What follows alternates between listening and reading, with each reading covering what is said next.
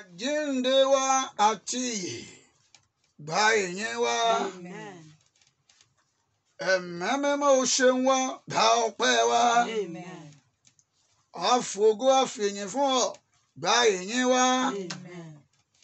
Ẹ̀ṣẹ̀ wa rèé o, Olúwa dáríjì wá. Amen. Lálẹ́ yìí dáríjì wá. Amen. Mo dẹ̀ wí lálẹ́ yìí dáríjì wá. Amen. Ipá àti agbára òkùnkùn ẹ wọnú ìdè. Amen. Ògo dẹ̀ ni fún orúkọ Olúwa. Hallelujah. Mo wí ògo ni fún orúkọ Olúwa. Hallelujah. Ẹni tó ní iṣẹ́ rẹ̀ kó wọlé wá kó gbàjọba. Amen. Alágbára ní Síónì kó gbàjọba. Amen. Ògo ni fún orúkọ Ọlọ́run wa. Hallelujah. Jésù Olúwa wa. Amen. Màá fẹ́ kí o tẹ́ etí rẹ sílẹ̀ dáadáa lálẹ́ níbikíbi tí o wà. I don't know where you be and I don't know what you are doing now. Ṣùgbọ́n kó tó di pé a jẹ́ iṣẹ́ tí Ọlọ́run rán wa fún ti òru òní. Kò kí àwọn bàbá wa lókè lọ́hùn, gbogbo ẹkùn ti ìlú Oǹdó pátá àti àwọn ìránṣẹ́ Ọlọ́run gidi tó sì gbé lórí àpáta tí wọn ò tí ì yẹsẹ̀. Mo dẹ̀ ń gbóhùn àdúrà sókè o torí wọn, torí pé lórúkọ Ọlọ́run ọmọ ogun ẹsẹ̀ wọn ò ní yẹ̀. Èyí ni ọ̀rọ̀ tí wọ́n ní fi rán mi sí ọ. Èmi ò mọ ohun tó ń ṣe lọ́wọ́, mi sì máa bí tó wà.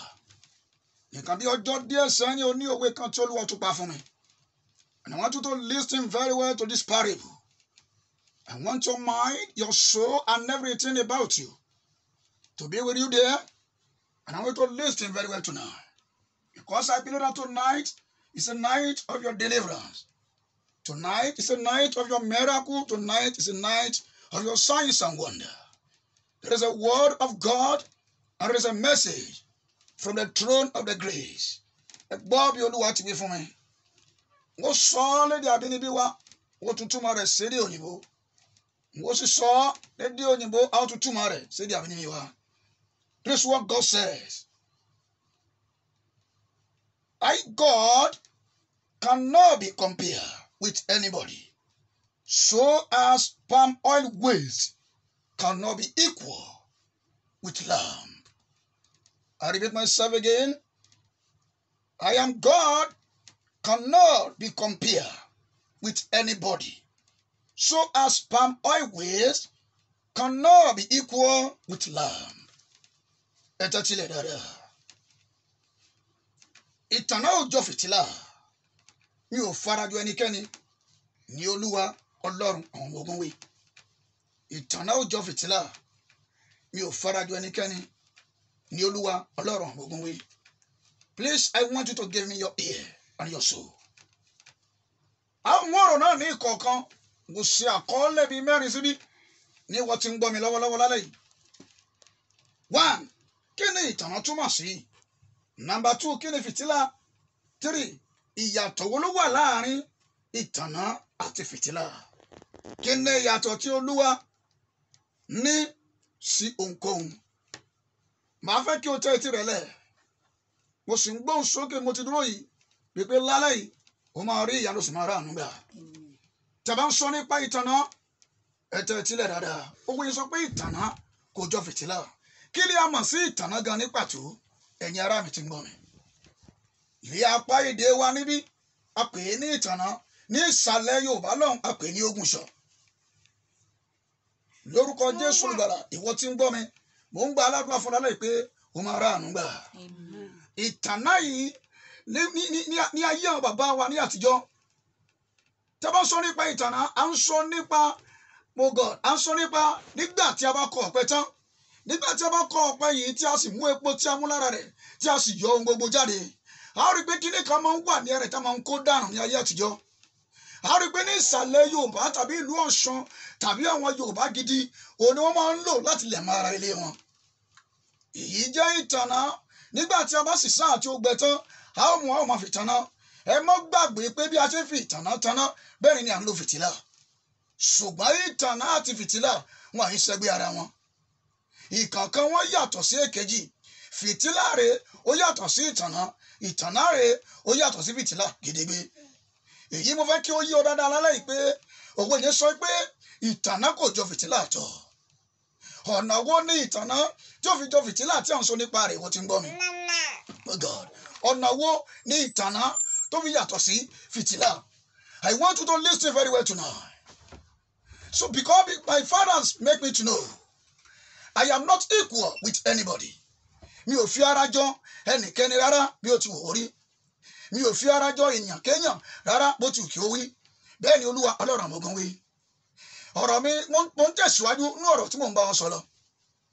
Ìjọ́júmọ́ pé ìtànná yìí nígbà tí a bá fi tanná lóòtítọ́ lódodo ó kì í pẹ́ kún tiẹ̀ ṣùgbọ́n fìtílà yàtọ̀ gédégbé. Fìtílà èyí ni a ṣe nígbà yìí Mósè. Tá a bá wo ìwé Ẹ́sódù yẹn dáadáa orí karùndínlọ́gbọ̀n tí a bá bẹ̀rẹ̀ sí ní kà á from 35 to 40 a ó rí ń bẹ̀ níbi tí Olúwa ti sọ fún Mósè wípé kí ó ṣe fìtílà kí ó sì fi òróró sínú rẹ̀ kí ó máa jó. A ó rí i pé ìkan wá láti inú koríko a ó rí i pé èkejì a fi wúrà tàbí òjé ṣe é tí a sì máa ń dá òróró sínú rẹ̀. A ó sì gbé ka ibi tí àwọn aráalé tàbí tí wọ́n ti lè ríran. Jésù ń lo èyí nígbà ayé rẹ̀ láti pa àwé in that Matthew 25. A ó rí i pé Jesus using this thing as a parable lórí àwọn wúndíá mẹ́wàá ibẹ̀ pé àwọn márùn jẹ́ ọlọ́gbọ́n àti àwọn márùn jẹ́ aláìgbọ́n. So tá a máa ń sọ nípa ìtànná tí a ń sọ nípa èyí wí sí palm oil waste àti ìkan tó kù tá a mọ̀ sí fìtílà tá a mọ̀ sí lamp. They are not equal at all. So èyí ni Olódùmarè gan sọ bíi pé èmi Olúwa mo yàtọ̀ sí ènìyàn gédégbé. Èyí ni Ọlọ́run sọ mẹ́ pé èmi Olúwa mi í ṣẹgbẹ́ ènìyàn. So I want you to listen to me very well tonight. Ìwọ tí ń gbọ́ mi bí tó wà Olúwa sọ pé mo yàtọ̀ sí ènìyàn. A ṣe àwọn àkọsílẹ̀ tó pọ̀ ọ̀nà tí Ọlọ́run fi yàtọ̀ sí ènìyàn. A ṣe àwọn àkọsílẹ̀ tó pọ̀ pé Ọlọ́run kò fi ara jọ ènìyàn lábẹ́ bó ti wù kó rí. A ṣe àwọn àkọsílẹ̀ tó pọ̀ pé Ọlọ́run kì í ṣẹgbẹ́ òrìṣà bí ó ti wù kó rí. God is more than any idol that be in your home. God is more than the God of iron that you are bowed down for. God is more than the God of thunder that you are bowed down for. I don't know the type of idol that you are worshiping as you hear me tonight. God is more than anything. God is more than every idol you bow down for in your home.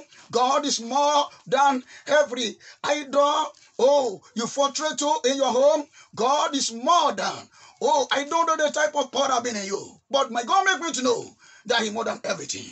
Ọlọ́run jẹ́ kó yé mi pé mo lé agbára ju ohunkóhun lọ. Bàbá mi jẹ́ kó yé mi pé mo lé agbára ju ẹ̀dá ayé lọ. Àwa ò mọ òrìṣà tó gbé sílé rẹ̀ tó ń lé yóò bá wọn máa ń sin òrìṣà tó pọ̀.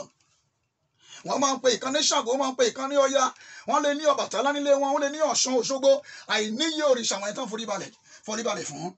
But God make me to know that my son upon all this idol, I am more than them all. I don't know how you fear God tonight. I don't know what be in your own mind tonight, but God make me to know that I'm more than all idol. I don't know the type of power that you possess. I don't know the type of spirit that been in you. I don't know the type of human being you are.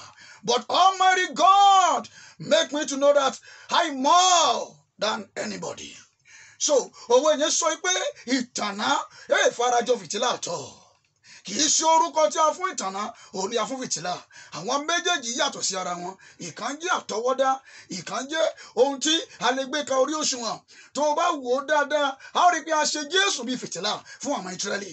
A ṣe Jésù bí fìtílà fún àwọn kèfèrí. A ṣe Jésù bí fìtílà fún àwọn ará Júù. Ìwọ tí ń gbọ́ mi lálẹ́ yìí, òwe sọ pé ìtànná ò farajọ fìtílà. Then I proceeding. Mo sọ àwọn àkọọ́lẹ̀ tí ó pọ̀ nínú ọ̀rọ̀ yìí dáadáa ẹ̀tẹ̀ ìtìlẹ̀. There is a several way that God is different even more than anybody. Àìníye àwọn ọ̀nà tí Ọlọ́run wà fífi ara jọ èèyàn. Number one, in love. Let us underline love tonight. When we're talking about love, God is more than anybody in love. I don't know the type of love you have towards your children, towards your husband, towards your wife, towards your colleagues. I don't know the type of love you have towards your family. But I want you to know something. God have a powerful love, even upon all man on earth. Tí a bá ń sọ nípa àwọn oríṣiríṣi ọ̀nà tí Ọlọ́run yàtọ̀ fún ènìyàn, àfàgìsí ìfẹ́. God having a real love more than anybody. I don't know where you be tonight, and what I want you to know is only God that having a real love on there. Awata ku antana wajeni. Awata wa lórí ilẹ̀ alààyè. A kàn deceive ara wa ni. Ẹnìkan oṣù tí mo gbà pé ìfẹ́ inú rẹ̀ pé ẹnìkan tí mo gbà pé ìfẹ́ inú rẹ̀ lágbára ó nìyẹn. So when we're talking about this love, we see that one in John 3:16. And that John 3:16 makes us to know, for God so loved the world and he gave us his only begotten son. Pé ẹnikẹ́ni tí ó bá gbà á gbọ́, mo gbàdúrà fún ọ lálẹ́ bí o ti ń gbà mí lórúkọ Jésù Olùgbàlà, ìfẹ́ Ọlọ́run ò ní tán láyé rẹ̀. Amen. So I want us to notice and to underline that statement about God, that for man to give his only begotten son for the ransom of the whole federation, for the atonement. The blood of Jesus is shed as the atonement for the whole federation. How do we cha ìjẹ Jésù sílẹ̀ fún gbogbo ìran? How do we ṣe ìjẹ Jésù sílẹ̀ nípa ìfẹ́ tí ó fẹ́ wa? Torí àwọn àkọ́kọ́ wa èmi ó máa dárúkọ ibẹ̀ tó bá ní ìtúnyẹ kan kà ń bẹ̀. Màá sọ fún ẹni tí ń bá mi kà yí pé kó bá mi ka ìyẹn ìgbẹ̀ jáde. Àkọ́kọ́ nìyí lórí pé Ọlọ́run ó fẹ́ràn gbogbo ènìyàn. Àkọ́kọ́ sì rèé pé Ọlọ́run yàtọ̀ sí ènìyàn gédégbé. A rí ìfẹ́ ká ìyẹn 1. Number 2, as a man in battle, Exodus 14 from verse 12.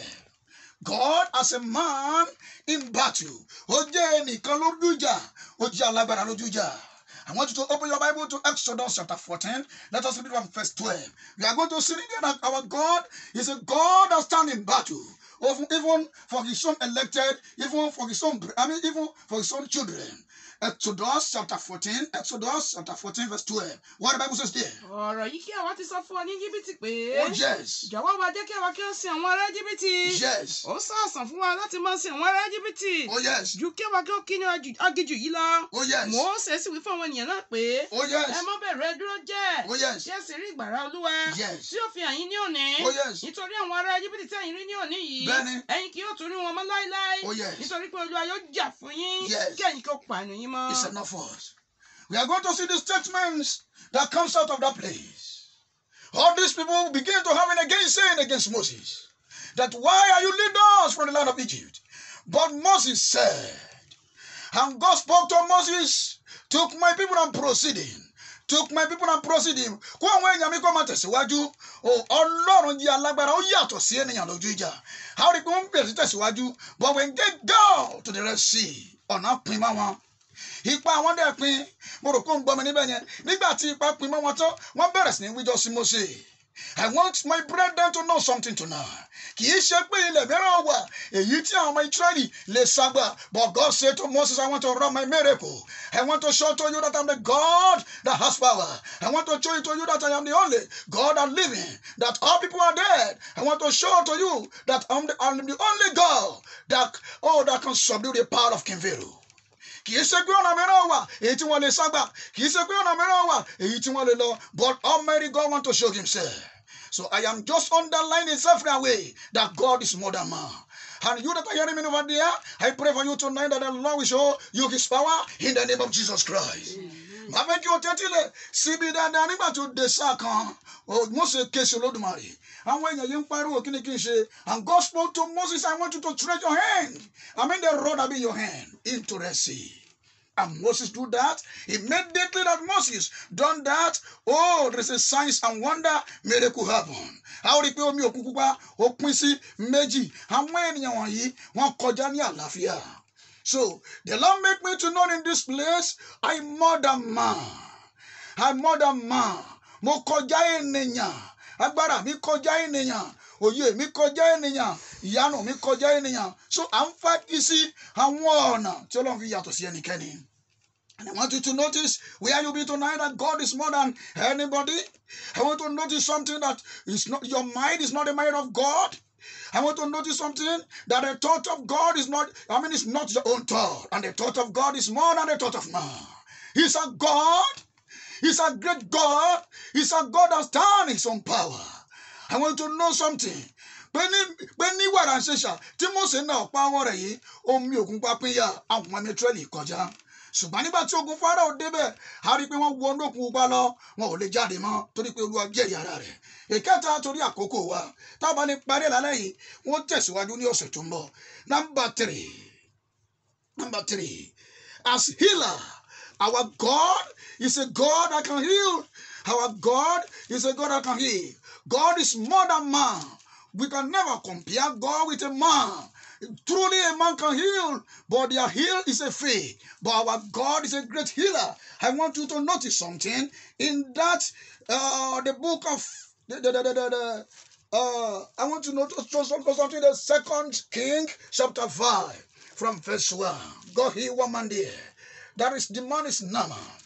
A rí pé Ọlọ́run wú ọmọkùnrin kan sàn bẹ́ẹ̀ tí a mọ̀ sí Námánì. Námánì jẹ́ adẹ́tẹ̀.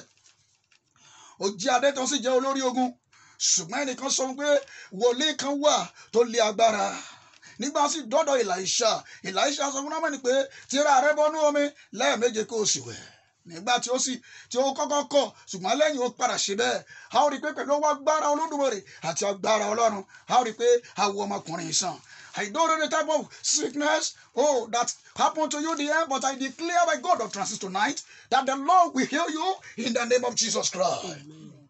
I declare in this studio tonight, I don't know the type of sickness that's happened to you, that the Lord will raise you up tonight in the name of Jesus. Amen. And whatever I declare tonight, so should it be in the name of Jesus Christ. Amen. God is a God that can heal.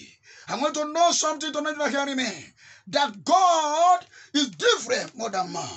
That is, I'm not 2 Kings chapter 5. Because of our time, let me quickly rush and move to another one. As a provider. God is a God of provider. He can provide for you. And that one is in the book of John, chapter 6. If you read from verse 1. God is a God of provider. He's our provider. He is our provider. We can never compare with man.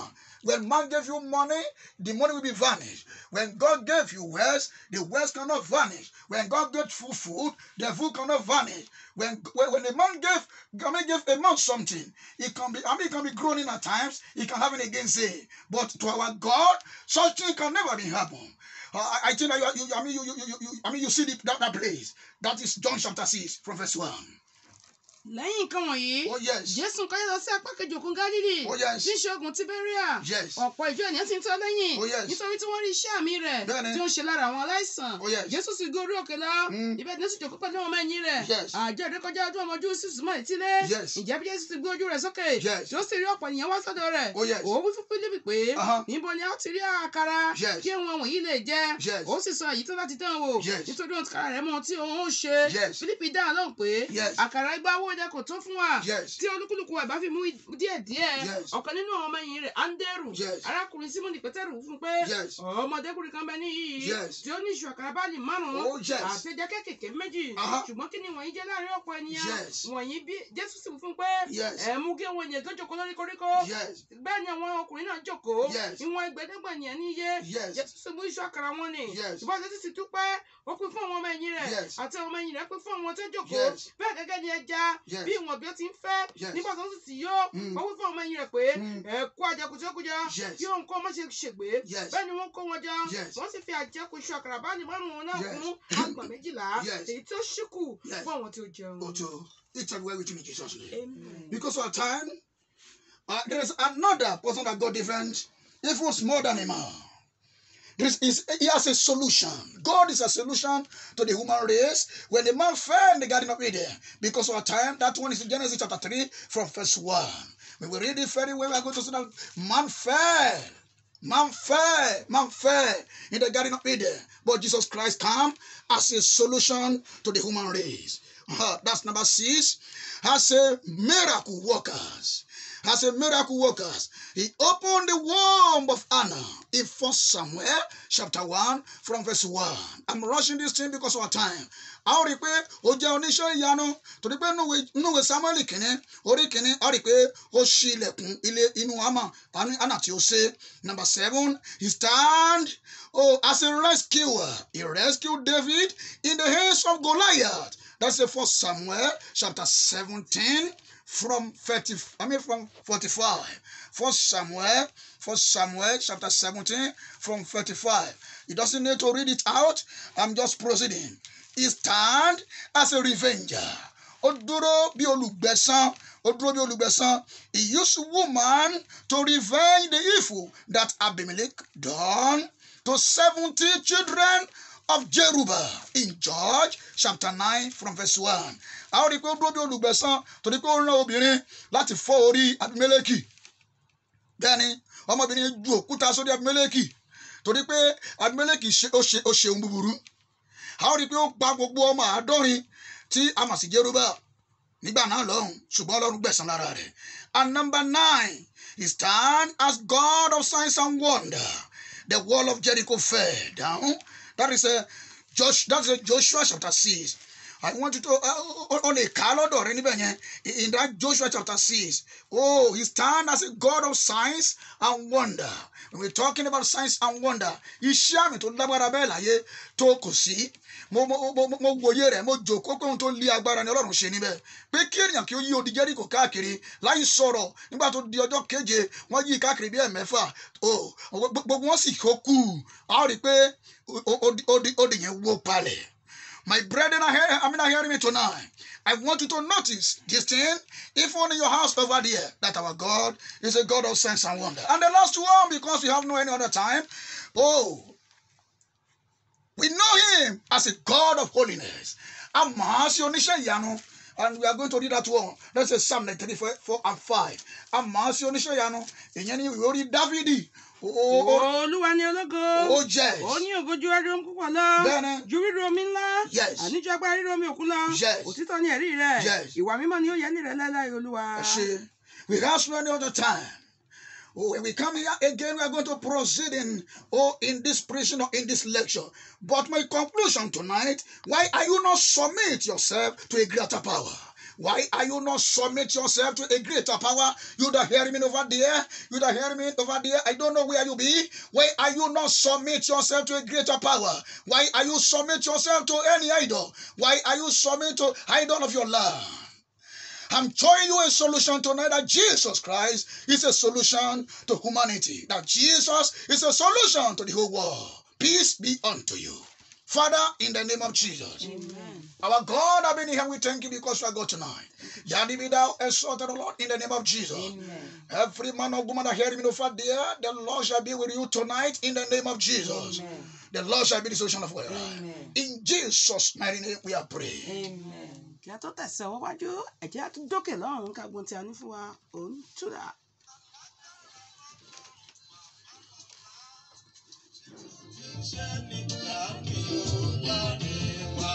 Ó tún ti dé o.